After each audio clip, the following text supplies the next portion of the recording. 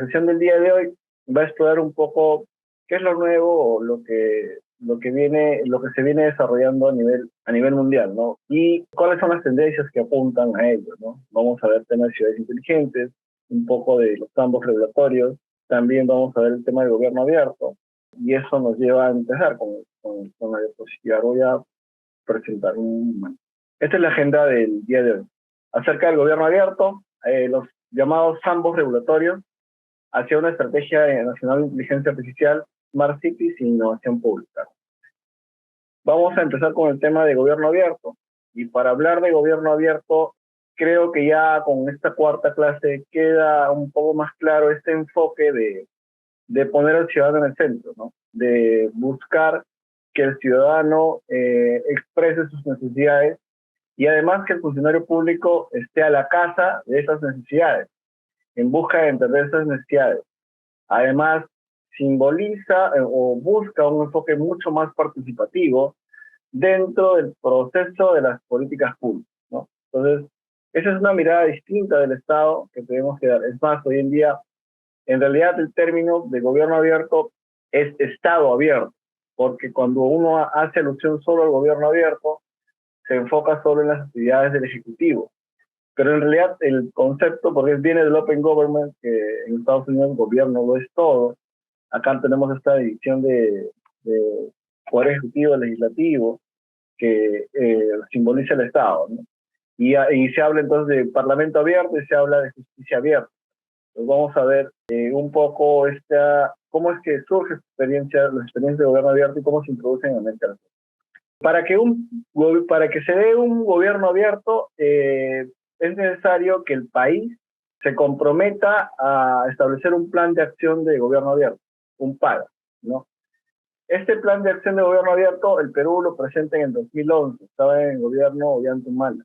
Y esta es una iniciativa que surge en el 2010 por Obama, que impulsa junto con otros países la Alianza por el Gobierno Abierto, el Open Government Partnership. Lo que tiene que hacer un Estado es crear un plan de acción, implementar los compromisos. Una vez que ha implementado los compromisos, se hace una evaluación del primer año, o sea, la entidad responsable del plan de acción, en este caso en el Perú es la Secretaría de Gestión Pública, ¿sí? Que está dentro de la PCM, es el responsable del plan de acción de gobierno abierto. La Secretaría de Gestión Pública hace la evaluación del primer año y luego hay una evaluación que es el informe de progreso IRM. IRM es Mecanismo de Revisión Independiente, ¿no? Este mecanismo lo que hace al proceso es dotarle de una mayor neutralidad e independencia. O sea, uno se puede evaluar cómo está, ¿no? Pero siempre hay un sesgo de tratar de agrandar los resultados, digamos, ¿no? Entonces, se hace un informe externo a la entidad independiente sobre el progreso de eso. Luego se evalúa nuevamente el progreso general. Hay una autoevaluación de un segundo año, porque estos procesos de plan de gobierno abierto duran 2 años. Se hace hay un informe final de término del responsable del IRM, que es un actor externo, y se empieza a planificar el siguiente plan de acción, ¿no? Y entonces sigue el ciclo, ¿no? Y este proceso es, digamos, el instrumento de gestión a nivel de Estado que promueve el desarrollo de un gobierno abierto, ¿no? En distintas instituciones. Entonces, cada entidad puede plantear una propuesta y esta propuesta puede ser parte del plan de acción de gobierno abierto con un compromiso para cumplir en total. ¿Qué temas se pueden ver? En realidad son diversos los temas, ¿no? Se pueden ver los temas de género. El Open Government Partnership está trabajando para convertir el género en compromiso de gobierno abierto. Los temas de anticorrupción, propuestas que tengan que ver con frenar la anticorrupción. Se entiende que la corrupción perjudica porque utiliza los dineros de los ciudadanos. Se habla también de gobernanza digital, del espacio cívico, es decir, el uso adecuado del espacio, de justicia, como mencionaba el tema de justicia abierta, el acceso a los expedientes, por ejemplo. En materia de educación, el tema de una educación más transparente. En el tema de industrias extractivas, cómo se administra el uso de los recursos, como el petróleo, el gas, etcétera, Y en temas de salud, datos abiertos y decisiones de política pública que podemos usar los resultados de salud. En general, aquí vemos que los temas pueden ser variados y pueden ser acogidos por cada administración, ¿no? La administración definirá sus propios temas. Ahora, aquí hay un valor importante de los datos también otra vez, ¿no? Se da bastante valor a los datos, se da bastante valor a la tecnología, a la participación, ¿no? Es por eso que si vemos un poco qué herramientas tenemos para hacer estos planes de acción o para involucrarnos en los temas de gobierno abierto, vamos a tener estos que vienen a continuación. Y acá están las estrategias y mecanismos de apertura de datos y procesos, ¿no? Ya les he mencionado anteriormente que hay estas dos visiones, ¿no? La apertura de datos, que tiene que ver con el uso de data, básicamente data cualitativa, que viene de texto, o data cuantitativa, que viene de valores numéricos, de inversiones, de datos estadísticos, etcétera.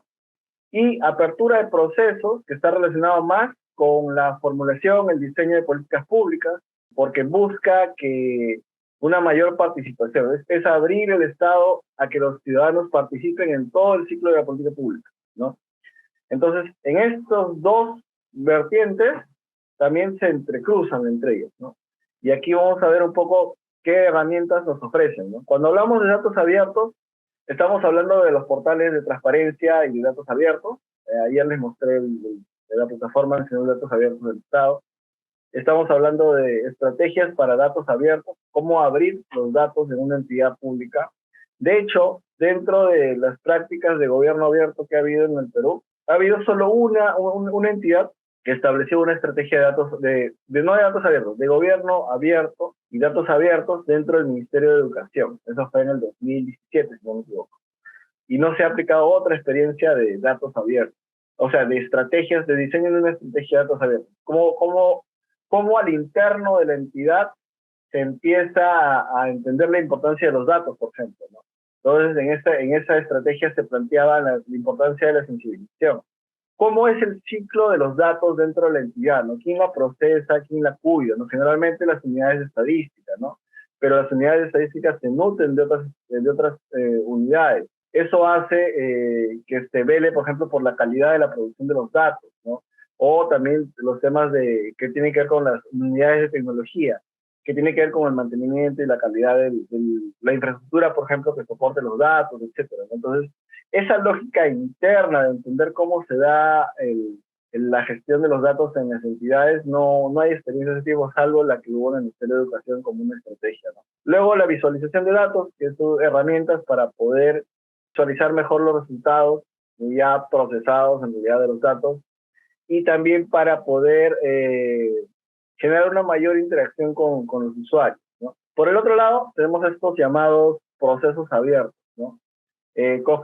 Crowdfunding, que son fondos de apoyo a algunas iniciativas, plataformas cívicas que sirven como ventanas para poner un determinado tema en la agenda pública, focus group, que puede servir para estudios de opinión, que puede servir para estudios de algún determinado diseño de un servicio, por ejemplo, foros abiertos, una conferencia abierta en la cual participen ciudadanos, entiendan algún tema en específico, peticiones digitales o electrónicas, esas peticiones que hay en internet que te dicen vota por tal, pero que se puede implementar para algún servicio, ¿no?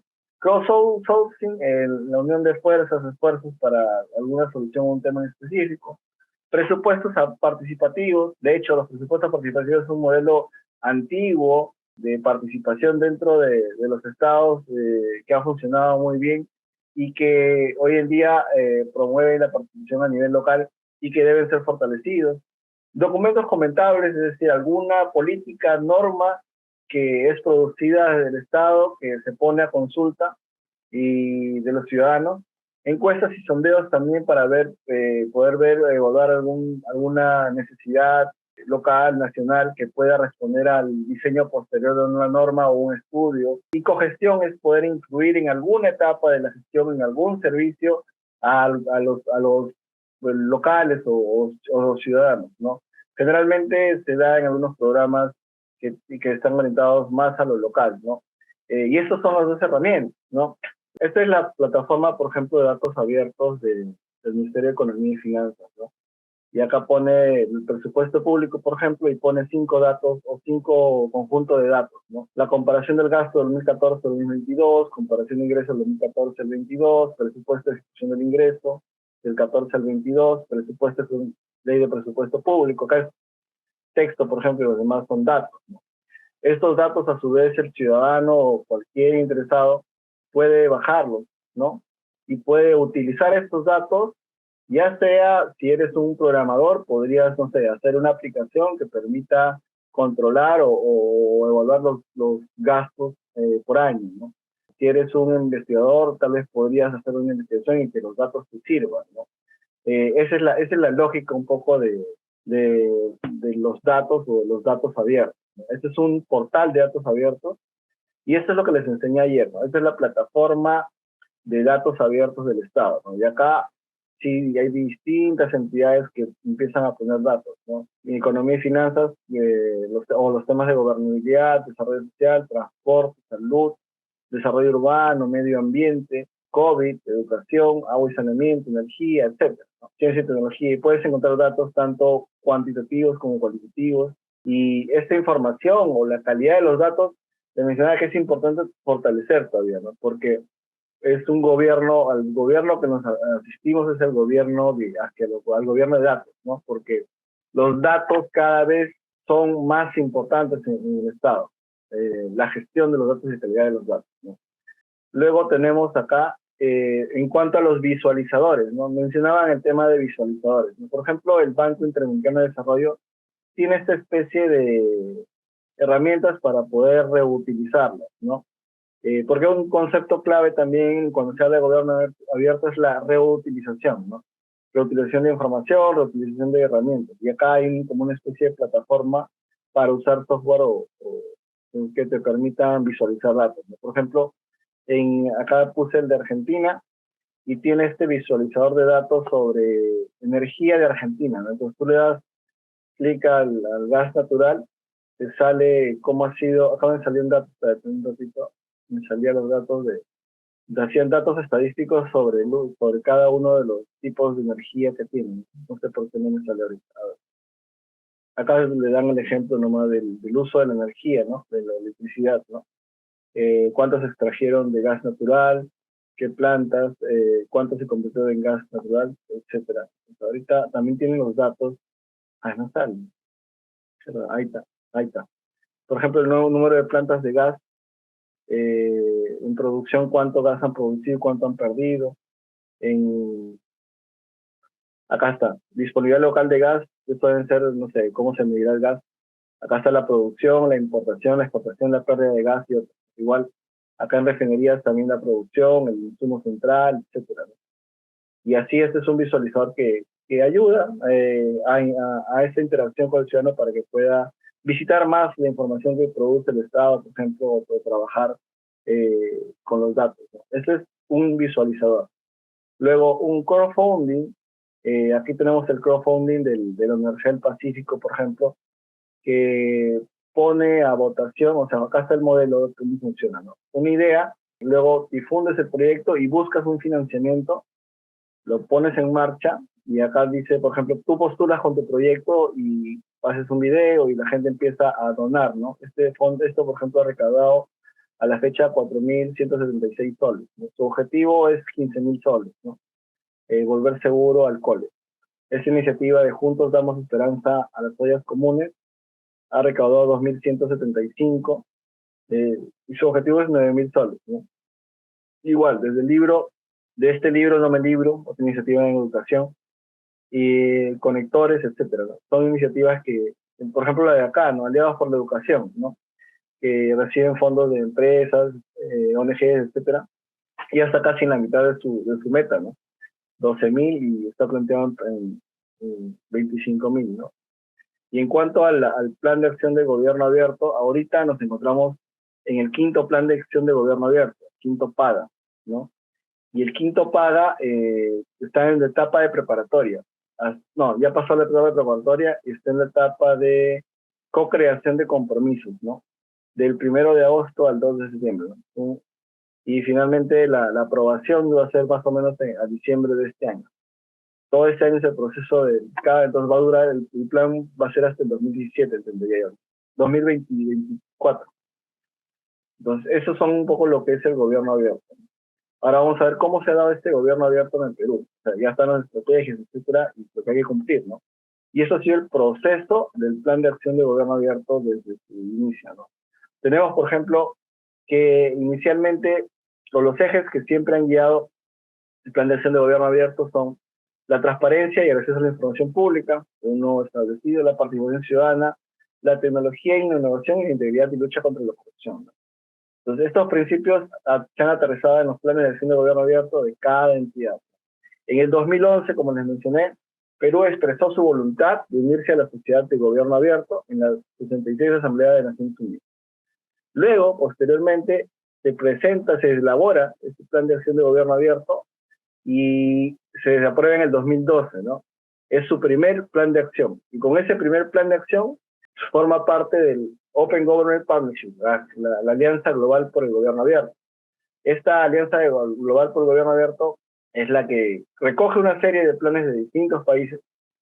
Pueden visitar Open Government Partnership y van a ver distintas experiencias que se vienen impulsando por las ciudades.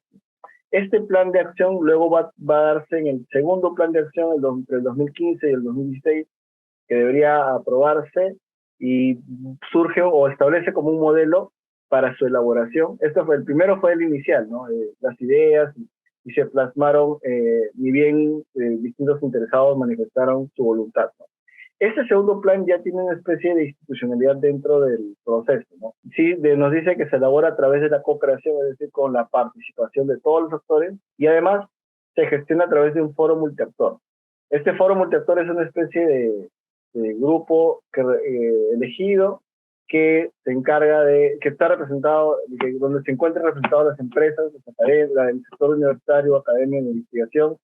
Se encuentra representado el propio Estado y se encuentra representado academia, Estado, universidad y los tres actores principales, y establece estándares de transparencia, acceso a información pública, participación y rendición de cuentas. Este era un modelo un poco más institucionalizado.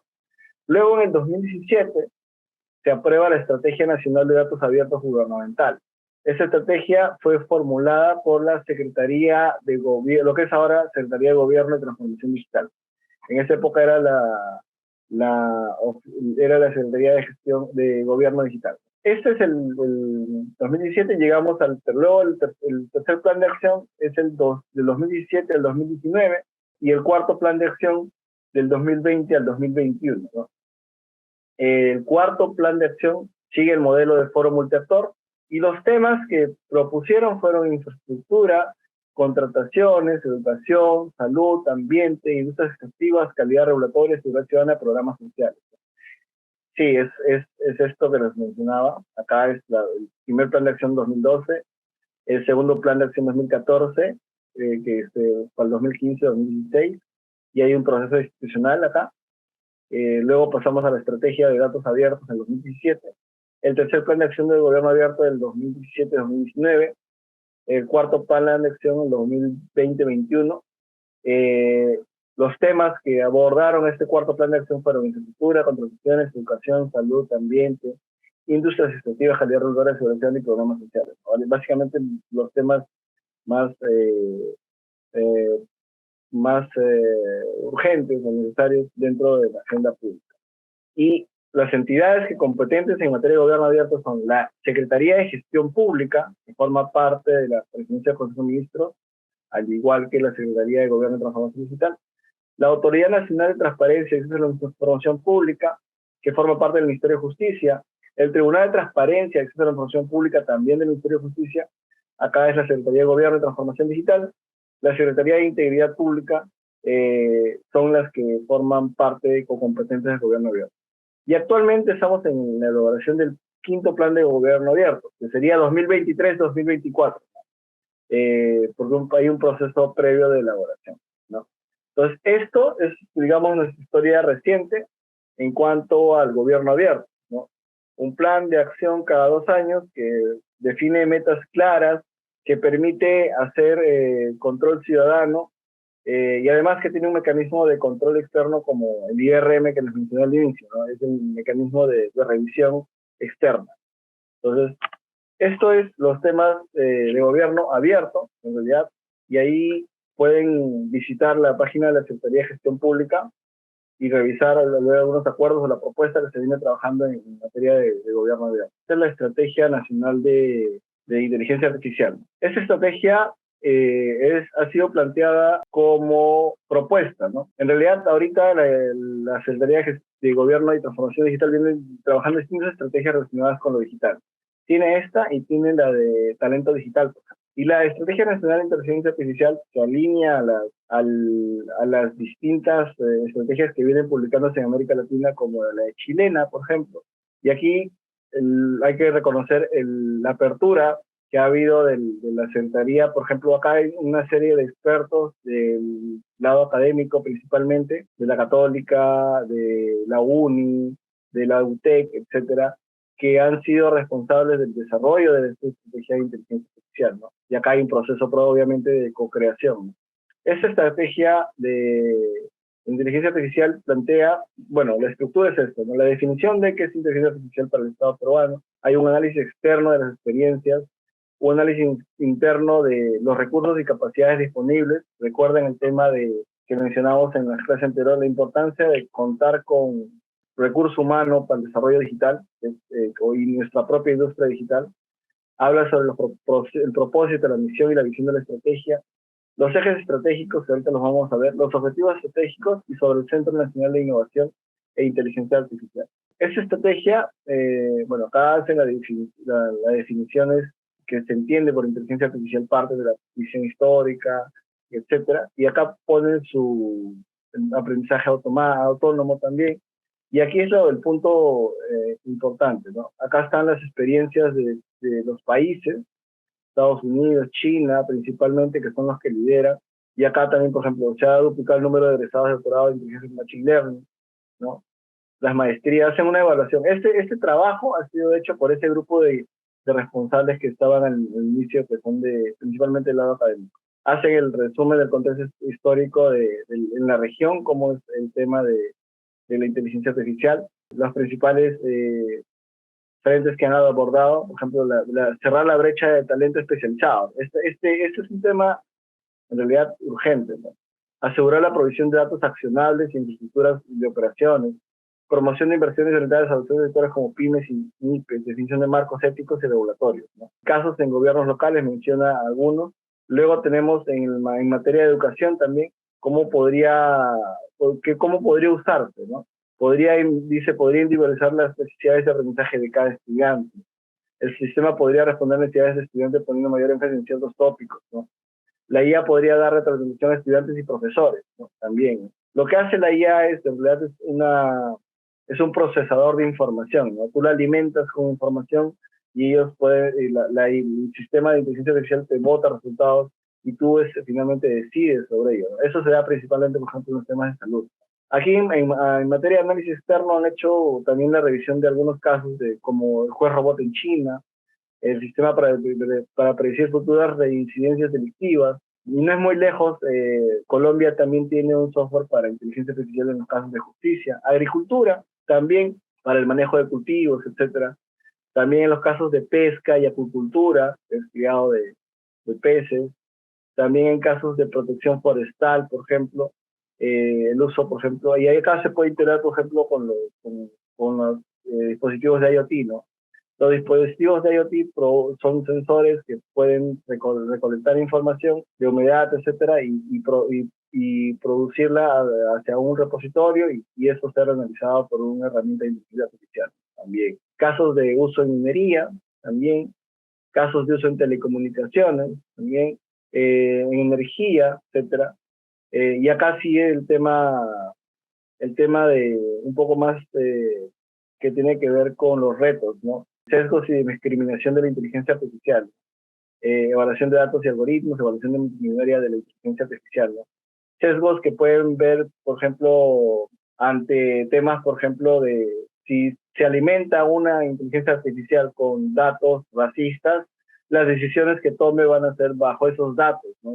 Racistas, ¿no? Y esos son temas los que preocupan hoy en día al, para el tema regulatorio, por los temas de principios éticos, o también los temas de discriminaciones por género, ¿no? Si se alimenta con datos de solo hombres en algún sector o algo por el estilo, la respuesta de la inteligencia artificial va a ser en ese mismo sentido. Esos son los límites que se deben establecer a la inteligencia artificial. Luego, acá están las estrategias nacionales. Acá les mencionaba Chile, que ya tiene una estrategia nacional. A nivel de América Latina, pocos son los que tienen Brasil, Chile. Esa estrategia, como les menciono, es una propuesta, todavía no está formalizada vía una resolución ministerial, ni un decreto supremo, etcétera, porque también están planteando el concepto de soft law dentro de la Secretaría de Gobierno Digital, ¿no? Es decir, como lineamientos que me permitan desarrollar sin necesidad de tener una norma. Quizás cómo van las estrategias a nivel mundial, por ejemplo, métricas que se usan en el mundo sobre inteligencia artificial. Luego tienes cómo van las estrategias en el mundo, otra vez, y aquí vamos a los puntos vamos a los objetivos, ¿no? A ver, un ratito. Acá son los casos que se usan en el Perú, por ejemplo. Situación del mercado laboral. Acá analizan un poco el tema de formación de inteligencia artificial. Acá es el tema de academia. ¿Cómo están invirtiendo las universidades o qué espacios de formación hay para la inteligencia artificial? Las publicaciones en inteligencia artificial, etcétera, ¿no? La parte de investigación. Y acá hay una encuesta que han hecho también hacia distintas entidades y gobiernos, si es que cuentan o no cuentan con algún tipo de soluciones de inteligencia artificial. Sorprendente el resultado amplio que se tenía, son los resultados de la encuesta, y acá un poco más acá viene el objetivo, ¿no? Vamos más adelante. A las análisis PODA que hicieron, y acá está la estrategia, ¿no? Eso es justo lo que yo le había puesto en la diapositiva. La estrategia, primero, uno, tiene que ver con la formación, la dos, tiene que ver con el modelo económico, la tres, con la infraestructura tecnológica, la cuatro, con los datos, la cinco, con la ética, y la seis, con la colaboración. Y acá están, ¿no? Formación de profesionales con competencias para la investigación, de desarrollo y uso de la inteligencia artificial en el país. Este recurso humano que se debe formar en el Estado. Modelo económico, promover el desarrollo de la inteligencia artificial y su adopción como herramienta que impulse el desarrollo de la innovación y bienestar del país, ¿no? Infraestructura tecnológica, facilitar la creación y fortalecimiento de infraestructura digital y telecomunicaciones como soporte del desarrollo de la inteligencia artificial. Datos, facilitar el desarrollo de una estructura de datos para promover la distribución de datos públicos de alta calidad, ¿no? Esto es lo que siempre estoy mencionando, ¿no?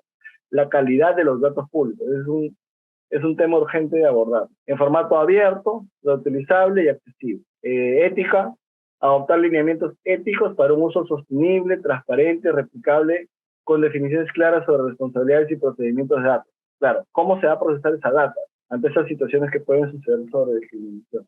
Y colaboración, que es un principio básico que siempre pone la Secretaría y en realidad en la transformación digital, es facilitar el ecosistema de colaboración de inteligencia artificial a nivel nacional e internacional. Acá están cada uno de los objetivos que se plantean. En materia de atracción de talento, se busca posicionar al Perú en todos los niveles educativos y de investigación, desarrollo y uso de inteligencia artificial, liderar a nivel regional de investigación, publicación científica y producción de patentes, ser un país atractivo para el desarrollo de investigación de inteligencia artificial, reducir la brecha de participación de la mujer y minorías en programas de formación de inteligencia artificial. Por esto que les mencionaba, creo, en la segunda clase, que había pocas mujeres dentro del sector de ciencia y tecnología. El 2, no, acá empiezan a desarrollar cada uno de los objetivos estratégicos. También acá estrategias específicas. ¿Cómo hago que se posicione el país en un talento humano? Se crea el Centro Nacional de Innovación e Inteligencia Artificial, que ya se ha propuesto. Facilitar la creación de incremento de presupuesto público. Promover los cursos y diplomados de programación, inteligencia artificial. Implementar de forma obligatoria cursos de programación en colegios públicos. Incluir la inteligencia artificial y el machine learning en diferentes carreras de pregrado y posgrado, y así, nos van desarrollando cada una de las estrategias. Como verán, esto es el documento que todavía no se ha aprobado, pero sirve de guía porque ya hay tareas claras definidas por cada uno de los objetivos: el modelo económico, el tema ético, regulatorio, de colaboración, todo. Entonces, infraestructura también, responsabilidades como la creación del Centro Nacional de Computación de Alto Rendimiento, etcétera. Esa es la estructura que acabamos de revisar. El contexto externo, interno, los objetivos y ejes que les he mostrado, y sobre el Centro Nacional de Innovación e Inteligencia Artificial. Esto es lo que se viene trabajando y es lo nuevo en apostar por las tecnologías emergentes, ¿no? Y es muy valioso la labor que ha congregado la Secretaría de Gobierno. Luego tenemos el llamado modelo de sandbox regulatorio, que es otra tendencia. ¿Qué es el modelo de sandbox regulatorio? Así como se plantea el caso de la innovación para el uso de los datos, la tecnología, en la regulación también tratando de buscar que tengamos una regulación más flexible, se plantea este modelo, ¿no? Ayer les decía sobre el famoso cajas de arena, ¿no? Sandbox es caja de arena donde los niños experimentan. Una lógica así plantea, ¿no? Una persona, si tiene una idea de cambio dentro del Estado, por ejemplo, podría plantear este modelo de negocio innovador y este modelo entra a un proceso de prueba.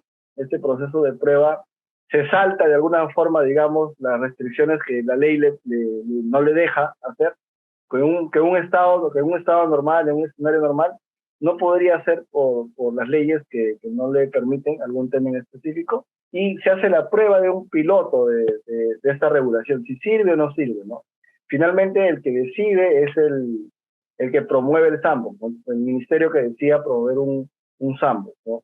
Y el resultado puede ser un modelo de un marco regulatorio mejorado, o puede ser un modelo de negocio viable a largo plazo. Pero también podría ser que no se aprueba este modelo o esta propuesta, ¿no? Porque puede ser que a pesar de que se le ha bajado las restricciones regulatorias, aún así es perjudicial en algún sentido para la sociedad, ¿no?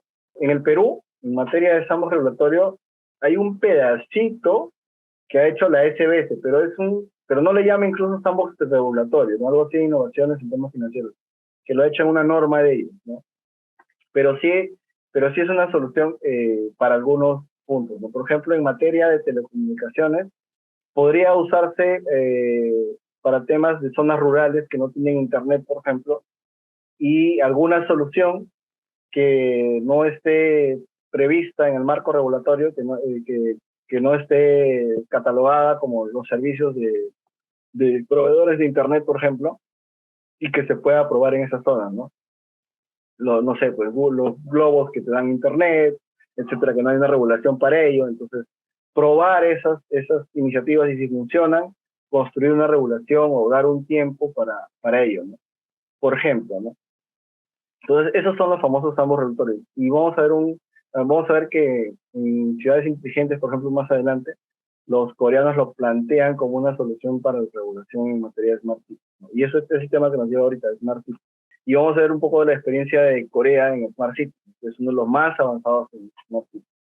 Esta es la zona de Incheon, la zona de Songwo, en Corea, y cómo inicia su iniciativa desde el 2008 con la construcción de la ciudad ubicua, le llaman, la U-City, ¿no? Luego tiene una ley sobre fomento de ciudades inteligentes y promoción de la industria. Han desarrollado planes integrales de ciudades inteligentes cada 5 años en MOLIC, que sería su Ministerio de Infraestructura, la ciudad piloto nacional y regeneración de urbana inteligente. Las ciudades inteligentes van más allá también de la tecnología, ¿no? Cuando uno habla de ciudades inteligentes muchas veces se enfoca en que es algo solo tecnológico, ¿no? Y en realidad una ciudad inteligente es mucho más, es 360, es una visión ambiental, tiene que ver una visión arquitectónica, tiene que ver una visión de negocios también, y la tecnología forma parte de ella. Por ejemplo, aquí en esta ciudad de Songwo, el beneficio que te dan es, por ejemplo, aquel que quiera invertir en una pequeña empresa, le dan la opción de residencia en la ciudad. Entonces, lo que generan ahí es un entorno económico también, ¿no? Uno podría, si tiene una empresa micro o grande, en realidad, o mediana para grande, podría establecerse ahí y desarrollarse. Bueno, tendrías que tener una iniciativa muy innovadora, por ejemplo, ¿no? Pero te darían la residencia, ¿no? Y eso genera un hub de inversión, por ejemplo, ¿no? Y si ven ahí, una ciudad totalmente planificada con el ambiente, ¿no? Y también usa los sensores para los temas de gestión de basura, para los temas de ambiente, de humedad, etcétera, calor, etcétera. Luego, Estas ideas de ciudades inteligentes también se han trasladado hacia América Latina. En trasladarse hacia América Latina, bueno, a Perú también han llegado, ¿no? En Piura hay una iniciativa que ya tiene el estudio de factibilidad, por ejemplo, ¿no? De la ciudad de Piura. Hay un estudio de factibilidad para el desarrollo de una ciudad inteligente en la ciudad de Piura. Y recientemente Corea, este año en realidad, está en el proceso de elaboración de un plan de ciudad inteligente para el Perú. Porque pues, a ellos les interesa también el tema de poder promocionar su inteligencia, ¿no? Su tecnología, ¿no? Acá tenemos, por ejemplo, los 3 tareas que se han propuesto en el desarrollo de este plan nacional de inteligencia artificial. Dice aprovechar, la primera tarea es el plan de una ciudad inteligente y sostenible, ¿no? Y acá es aprovechar el know-how adquirido por la implementación de proyectos de América Latina, focos en la legislación del Plan Nacional para la Ciudad Inteligente, que estaría a cargo del PCM en la aprobación y la aprobación por el Congreso también de seguimiento de dificultades locales, etcétera, y establecer un plan integral y factible, la colección integral de opiniones, etcétera. Es un proceso básicamente de generación de una política. Luego, una segunda tarea es el sistema legal y de gobernanza. Y acá dice que se establecería una autoridad de ciudad inteligente bajo la presidencia del Consejo de Ministros. Pero también buscan una articulación con el sector privado, expansión de la participación privada e introducir una caja de arena regulatoria, lo que le estaba mencionando, ¿no? O sea, ver la manera, por ejemplo, de involucrar a las empresas o favorecer a las empresas con regulación que le permita invertir en el desarrollo de ciudades inteligentes, ¿no? La conexión de información entre servicios, acá entre el valor de los datos. O sea, los datos, por ejemplo, para el gran problema que tenemos en la ciudad de Lima, como es el tráfico, serían cruciales si tuviéramos los llamados semáforos inteligentes, pero realmente inteligentes, ¿no? Aquellos que permitan medir la hora de mayor tránsito y generan información, y en base a eso cambian el cambio de luces, ¿no? Participación ciudadana en la decisión de políticas, y acá también otra vez el enfoque abierto, ¿no? De participación, ¿no? Asegurar utilidad y sostenibilidad de recursos financieros y económicos, sistema de comunicación y cooperación, acá es Corea con el COICA, por ejemplo, y sostenibilidad financiera. Y por otro lado, una estrategia de impulso de proyectos pilotos.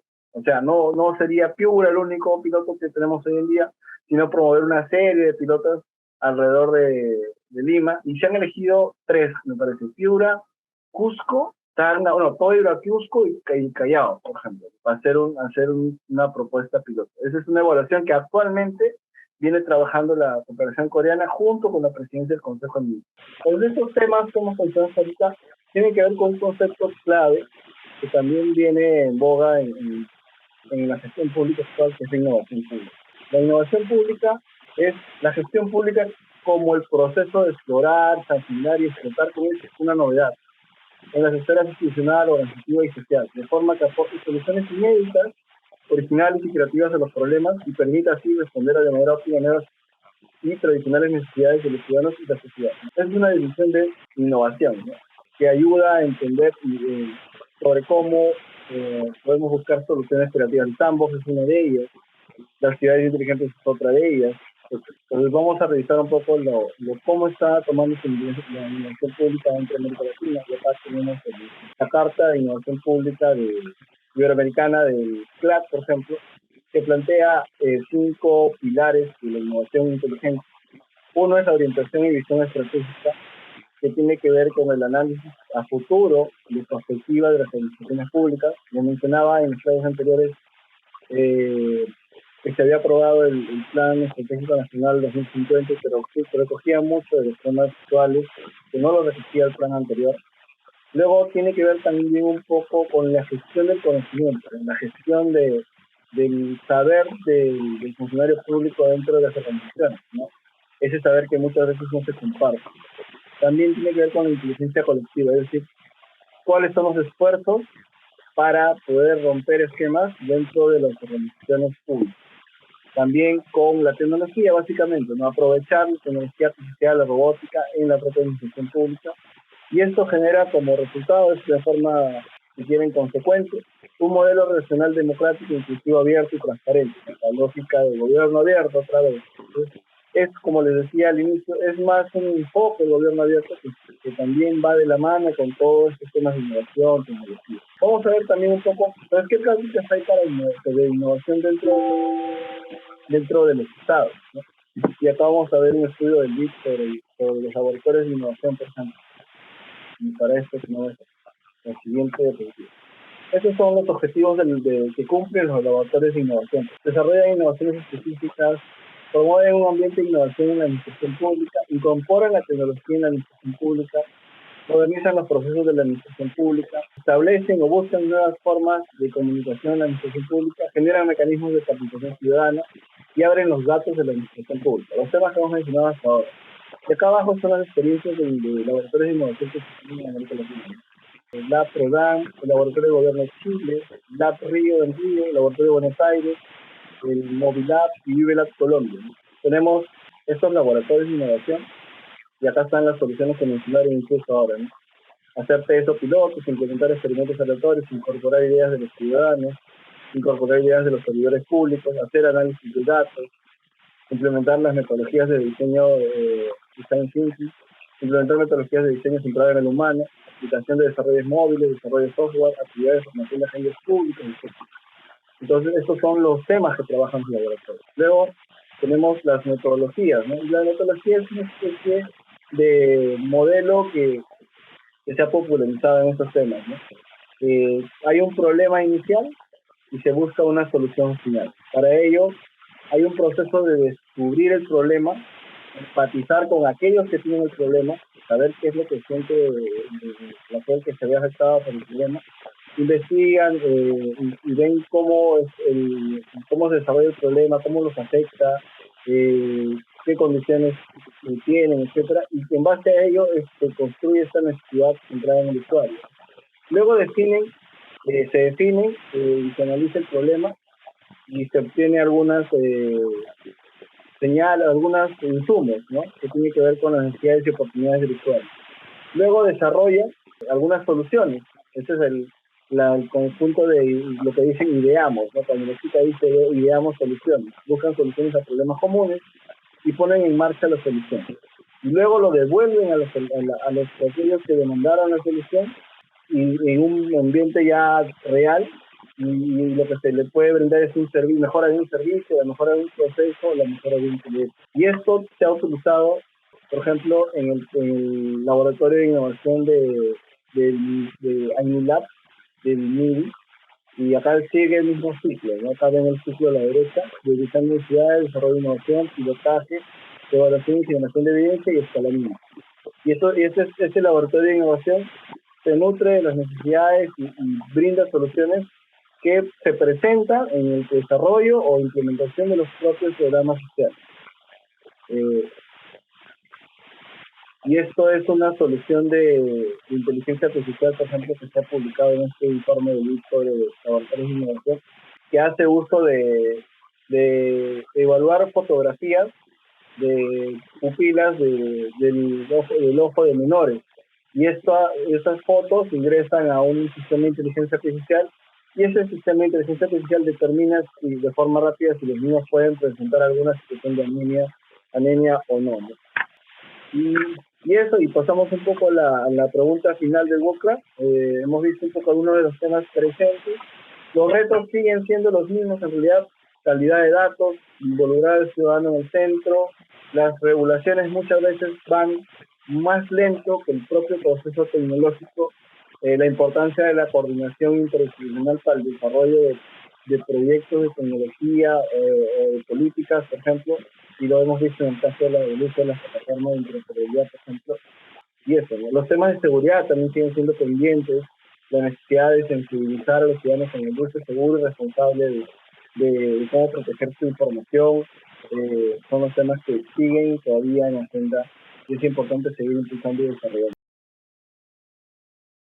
Siempre con el pueblo. Gobierno del Perú.